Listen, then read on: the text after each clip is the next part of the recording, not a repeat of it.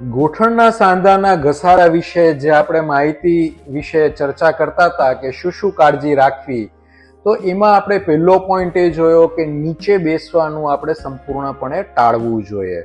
આ સિરીઝમાં જો આપણે આગળ વધીએ તો હવે જે બીજો ઇમ્પોર્ટન્ટ પોઈન્ટ છે એ અમુક લાઈફસ્ટાઈલ કઈ કઈ ચેન્જ કરવી એ વિશે પણ આપણે આજે ચર્ચા કરીએ. તો જે એમાં ફર્સ્ટ પોઈન્ટ છે એ સતત ઊભા રહેવાનું અવોઇડ કરવાનું. તો અહીંયા સતતની વ્યાખ્યા છે 10 મિનિટ. તો 10 મિનિટથી વધારે આપ સળંગ એક જગ્યાએ ના ઊભા રહો.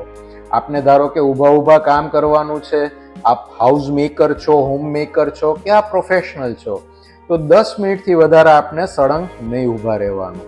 આપ ધારો કે હોમ મેકર છો તો આપને પ્લેટફોર્મ ઉપર જે કંઈ પણ કામ કરવાનું છે તો પ્લેટફોર્મની બાજુમાં એક નાનું સ્ટૂલ રાખો અને એ સ્ટૂલ ઉપર વચ્ચે વચ્ચે આપ બેસતા રહો. નહીં કે આપણે એક જ સામટું બધું જ કામ કરી લઈએ. હું હંમેશા એમ કહું કે સ્ત્રીઓને ઈશ્વરે અદ્ભુત શક્તિ આપી છે. ઈશ્વરની જો કોઈ શ્રેષ્ઠ રચના હોય તો એ સ્ત્રીઓ છે. They are the best multitaskers. એટલી બધી વસ્તુઓ એક સાથે કરતા હોય, કુકર મુકાયેલું હોય, વોશિંગ મશીન ચાલતું હોય, બીજું કંઈક કામ ચાલતું હોય, પાછું મગજ કોઈક જગ્યાએ ચાલતું હોય, તો એટલું બધું મલ્ટીટાસ્કિંગ ચાલતું હોય અને આપણે સતત એક પ્રકારની દોડાદોડીમાં રહેતા હોઈએ છીએ. તો મારી આપ સર્વેને એ જ નમ્ર વિનંતી છે કે જો આપને ગોઠણનો ઘસારો હોય, જો એનું નિદાન થઈ ચૂક્યું હોય, જો આપની ઉંમર 50 અથવા એનાથી વધારે વર્ષની હોય, તો હવે પ્લીઝ આપના સાંધાને સાચવવાનું શરૂ કરો. અને એ માટે જે જરૂરી વસ્તુ છે એ પહેલું એ હતું કે નીચે ના બેસવું. અને હવે આજે જે આપણે જોઈ રહ્યા છે એમાં એક પોઈન્ટ એ છે કે ઊભા રહેવાનું ટાળવાનું, જેમાં સતત નહીં ઊભા રહેવાનું. સેકન્ડ પોઈન્ટ છે સતત નહીં ચાલવાનું. જ્યારે પણ અમે આ કહીએ એટલે તરત જ મોટા ભાગના લોકો એમ કહેતા હોય છે કે મારે તો ફિટનેસ માટે ચાલવું છે, મને ડાયાબિટીસ છે, મને ફલાણું છે, મને ઢીકનું છે, મને ચાલવું પડે, મને પાચન માટે ચાલવું છે. ચાલવાની ના છે જ નહીં, પણ ચાલવાની પદ્ધતિ ચેન્જ કરવાની છે. The most important thing is કે કન્ટિન્યુઅસલી નહીં ચાલવાનું. આપ ચોક્કસ ચાલો, પણ 5 મિનિટ માટે ચાલો. 5 મિનિટ આપ દિવસમાં 10 વખત ચાલો, 5 મિનિટ આપ દિવસમાં 12 વખત ચાલો.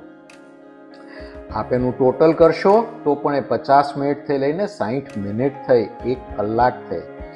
નહીં કે આપ અડધો કલાક સવારે ચાલો ને અડધો કલાક સાંજે ચાલો. અડધો કલાક 2 વખત ચાલીને જે 60 મિનિટ સુધી આપ પહોંચો છો એની બદલે 5 મિનિટ 12 વખત ચાલીને 60 મિનિટ સુધી પહોંચવું. આજના ટેકનોલોજીના યુગમાં આપણે બધા આવા સ્માર્ટ વોચીસ પહેરવા માંડ્યા અને નંબર ઓફ સ્ટેપ્સ જોવા માંડ્યા. 5000 સ્ટેપ્સ, 7000 સ્ટેપ્સ, 10,000 સ્ટેપ્સ, આવી જુદી જુદી ફિલોસોફીઝ આપણે જાણીએ જ છીએ અને સાંભળીએ જ છીએ. પણ આપે વિચાર્યું કે આ બધું શું કહે છે આપણને? એ આપણને એ કહે છે કે દિવસના અંતે 5000 સ્ટેપ્સ થવા જોઈએ, દિવસના અંતે 10,000 સ્ટેપ્સ થવા જોઈએ. કોઈ વિજ્ઞાન એવું નથી કહેતું કે એક સામટા તમે 5000 સ્ટેપ્સ ચાલો તો જ ફાયદો થશે. ના, બિલકુલ નહીં.